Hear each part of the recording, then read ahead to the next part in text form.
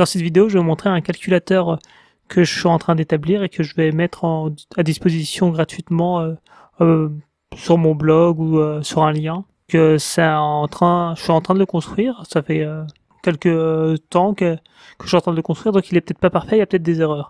En fait, ce calculateur, il va prendre en compte un système photovoltaïque avec les différents éléments, c'est-à-dire un panneau solaire, un régulateur, une batterie, les consommations et un onduleur. Donc moi j'ai fait ça pour moi à la base. Donc moi je suis sur de petits systèmes, donc de 12 volts avec des panneaux de faible puissance. Et pour vraiment des grosses installations, ça va pas fonctionner. Et il est trop simple mon système, il faudrait que je l'améliore encore. Donc j'ai mis des cases des cases. Alors la case noire c'est le panneau solaire, on a le régulateur de charge, les consommations directes, et la batterie, et l'onduleur.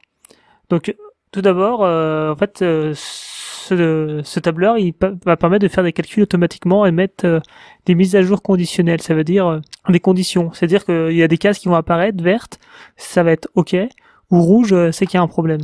Donc par exemple, moi dans mon cas, j'ai un panneau solaire de 50 watts en 12 volts. Donc je vais calculer directement l'intensité en faisant la formule de calcul de base qui est P égale UI. Donc on voit que ça se fait tout seul. Et donc après, j'ai estimé la production du panneau. Donc là, je suis parti sur un livre qui estime qu'en moyenne, si on étale sur toute une année, et qu'on veut quelque chose de moyen, un panneau solaire produit pendant 3 heures sa production crête. Ici, 3 heures fois 50 watts, ça nous fait 150 Wh. Et donc en été, il peut monter jusqu'à 6 heures Watt crête. Et donc le calcul se fait automatiquement. Et en hiver, on est à environ 1h30, donc 1,5 heures, fois les watts crête. Donc c'est une estimation, ça dépend si on est plein sud, sud-est, l'angle. Mais ça permet de donner une estimation qui va nous aider plus tard. Donc après, entre le panneau et le régulateur, il y aura un câble. Donc là, je vais essayer d'estimer la section minimum à obtenir. Donc le plus important, c'est d'avoir une section importante pour éviter les chutes de tension, à une distance assez courte également. Et il faut éviter les échauffements, donc il ne faut pas mettre du câble trop fin. Mais un câble trop épais va occasionner des surcoûts et ça va prendre de la place. Lorsqu'on va parler en courant continu, généralement on va parler en aller-retour. Donc j'avais fait une vidéo qui montrait une méthode de calcul que j'avais trouvée, donc elle est perfectible. Donc ça va prendre la résistivité du câble, donc ça dépend si c'est du cuivre, un autre métal, donc j'ai mis plusieurs valeurs. C'est juste pour donner une estimation. On va prendre en compte la longueur aller-retour, la tension, la puissance de l'objet, des chutes de tension. Donc moi, j'avais fait une vidéo où j'avais vraiment tout expliqué. Et par exemple, moi j'avais toléré jusqu'à 3% de chute de tension. J'avais un commentaire qui me disait qu'il fallait mettre 5% et pas 3%. Bon, après c'est une estimation. Donc pour en revenir à mon calcul, donc si mon panneau est à 5 mètres du régulateur, donc ça nous fait 10 mètres aller-retour, 5 x 2. La section minimum qui sera calculée grâce à mon petit calculateur sera de 1,82. En tenant compte des câbles présents dans le commerce, la section minimale devra de 2,5 mm². Donc on peut prendre du 4 pour être encore plus sécuritaire et limiter les chutes de tension. Une autre astuce, c'est de passer de 12 volts à 24 volts par exemple, ou 48 volts. Plus on va monter en volts, plus les chutes de tension vont être réduites. Donc voilà pour ces calculs. Donc là, ce que je vais partager ces données, par exemple, là pour le calcul, si une donnée vous plaît pas, vous prenez, vous modifiez. J'ai pris 0,21 pour prendre plus de prudence. Vous changez. Donc là, généralement, on parle 0,017 ou 0,019, c'est pour le cuivre. Si c'est un autre alliage qui est moins conducteur, il faudra prendre plus de marge. Donc le régulateur. Donc j'ai dit que j'avais une tension en 12 volts, donc il faut bien faire correspondre. J'ai mis un régulateur pour ma part de 10 ampères, car plus tard je souhaite passer à un panneau de 100 watts, ou mettre 2 panneaux de 50 watts.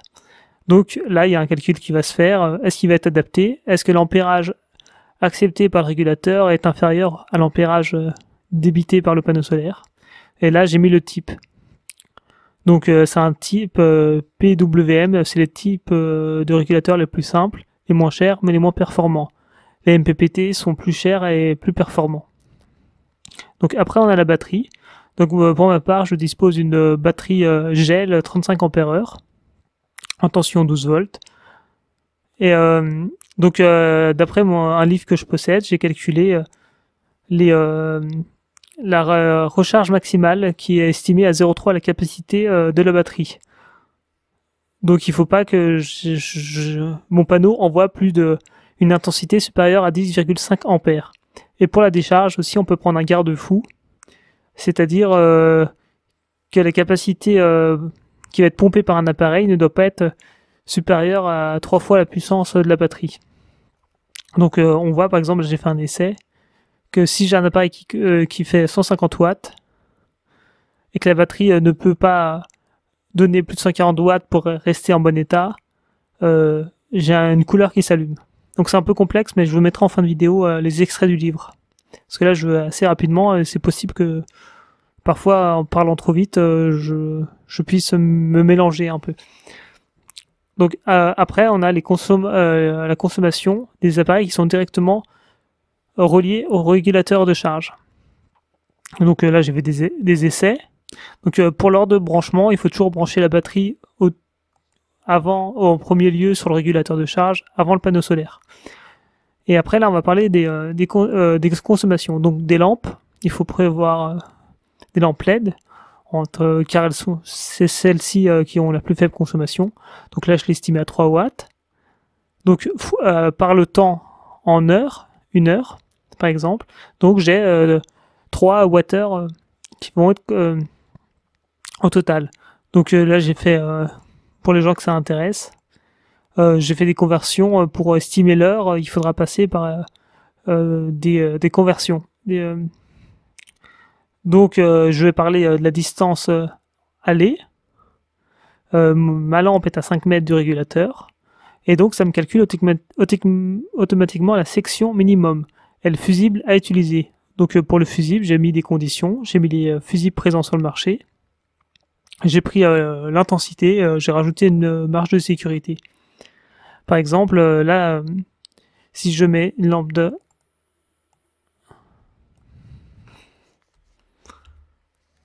10 watts, de puissance de 10 watts, on voit que le fusible c'est le même. Par contre, si je mets un gros spot LED de 25 watts, la section va modifier et le fusible peut également être modifié. Donc je fais ça avec tous les consommables, toutes les objets qui vont consommer, donc les lampes, lampe 1, lampe 2, une VMC qui va marcher pendant 1h30, un ordinateur, donc on peut le brancher, ça dépend si on a un convertisseur de tension DC par exemple s'il est en 19 volts, si on le fait passer à l'onduleur. Donc j'ai estimé à 40 watts, un PC portable, fois le temps, 2 heures, la distance, idem, là, toujours la même chose. Donc là, je mets la distance aller, et là, ça se calcule automatiquement la distance aller-retour, l'intensité, tout est calculé. Donc une fois que j'ai calculé mes wattheures, je fais l'addition, et donc j'arrive à une somme par jour, donc ici 121. Donc après, ce que je fais, je divise par la tension de la batterie pour obtenir l'équivalent en ampères-heure. Ici, 10 ampères-heure. Et après, j'ai estimé que la batterie ne devait pas être déchargée à plus de 50%. Donc ça, on peut toujours modifier, hein, on peut modifier mes cases. Donc, ce que je vais faire, comme c'est 50%, je vais prendre ma valeur et je vais la multiplier par 2. Ensuite, j'estime le nombre de jours pour lequel je veux avoir une sécurité, de l'autonomie. Ici, j'ai estimé 3 jours. Et donc là, le calcul se fait automatiquement. Cette valeur-là, 20 x 3, donc j'arrive à 60 ampères-heure. Avec toute ma consommation, il faudrait une batterie de minimum 60. Or, j'ai une batterie de 35. Donc on voit que le 35 apparaît en rouge. Et après, pour vraiment faire une boucle, il faut estimer, par exemple, quel panneau serait nécessaire pour recharger ma batterie. Donc on va parler par exemple, en moyenne, au minimum, c'est-à-dire en été, et au maximum en hiver. Et là, on va reprendre ces calculs-là du début avec les watts crête qui peuvent être produits par un temps déterminé. Et donc, on voit qu'en été, tout est bien, le panneau serait suffisant de 50 watts, mais par contre, en hiver, il serait trop juste. Donc, j'ai mis des solutions possibles. Et donc, après, on a des solutions, soit par exemple, la lampe de 25, elle redevienne par exemple une 2 watts. Là, par exemple, je peux mettre 100 watts, un panneau de 100 watts, et donc là, tout apparaît en vert, par exemple. On voit que tout devient bon. Mais par contre, si je mets un panneau de 100 watts,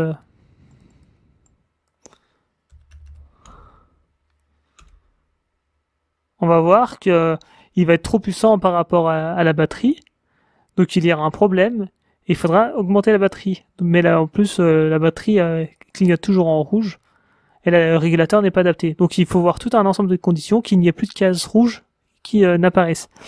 Donc normalement, quand on va faire un calcul pour tabler son projet, on va toujours commencer par qu'est-ce que je vais consommer, puis ça va me donner la batterie et le panneau solaire. On commence pas par dire j'ai un panneau de 20 watts et une petite batterie de 7 ampères et je vais mettre beaucoup de consommation, je verrai après. Il faut bien commencer par sa consommation, car cela va vraiment se donner une idée, et notamment sur de l'énergie renouvelable où les appareils peuvent être chers, comme les batteries, ça va inciter à faire de la sobriété.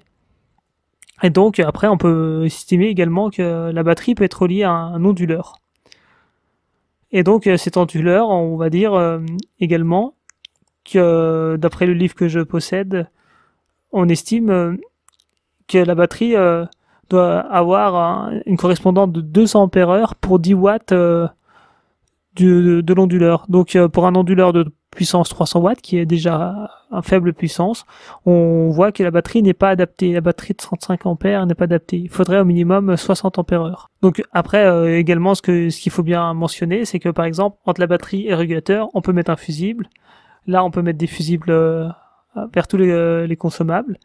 Et on peut mettre un fusible également, si l'onduleur n'en possède pas, entre le régulateur et entre la batterie et l'onduleur.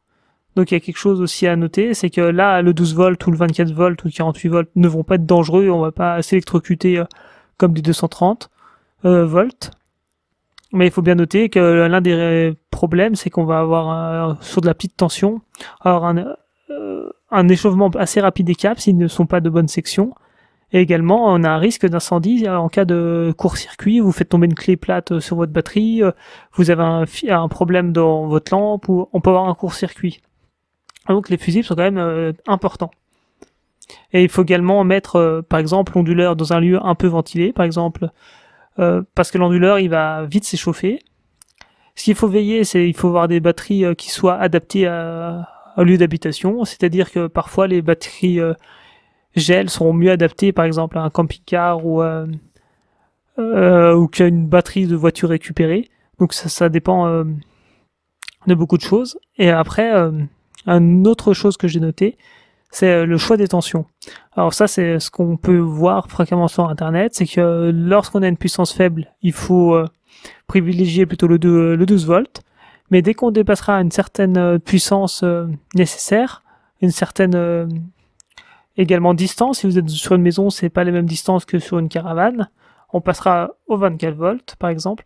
Et si vraiment vous voulez avoir l'autonomie de toute une maison, on passera sur du 48 volts et où on peut passer également. Après, ça dépend si on est en autoconsommation, si on veut réinjecter, ça dépend de beaucoup de choses. Donc voilà pour le petit programme que j'ai conçu. Donc il y a peut-être des erreurs, il y a peut-être des problèmes, il faut vraiment le tester. J'essaierai de le partager, je vais voir comment je peux l'intégrer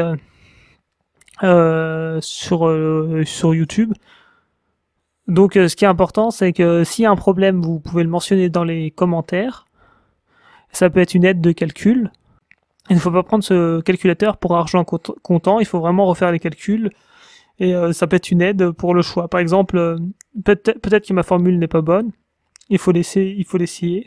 Et ce qui est important, c'est que si vous voyez qu'il y a une erreur, il faut Il faut me le mentionner pour que je la corrige. Alors je verrai si je peux l'intégrer sur mon blog WordPress ou voir si je peux la mettre sur Google Drive ou sur une autre plateforme de partage libre, par exemple. Donc voilà pour cette vidéo.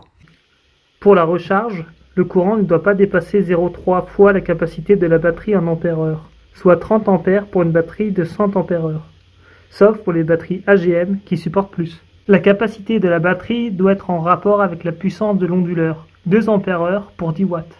Par rapport à la puissance max, la capacité de la batterie doit être au minimum 3 fois supérieure au courant pompé. Selon une règle empirique, en France métropolitaine, un capteur produit par jour en moyenne l'équivalent de 3 heures de sa puissance crête, le double en été, la moitié en hiver.